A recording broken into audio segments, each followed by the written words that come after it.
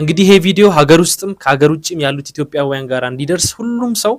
ቢያንስ ላይክ እና ሪፖስት እያደረጋችሁ ኮፒ ሊንክ እያደረጋችሁ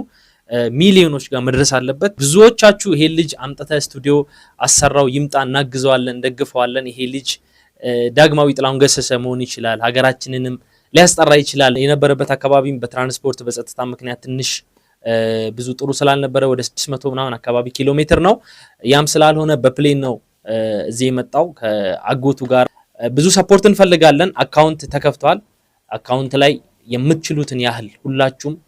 እንድትነቃነቁበት ጥሬን አስተላልፋለሁ በዚህ አጋጣሚ ቲክቶክ አካውንት መክፈት አለበት ስልክ መግዛት አለበት ስልክ ለዚህ ልጅ መስጠት የምትችሉ የስልክ ሾፖች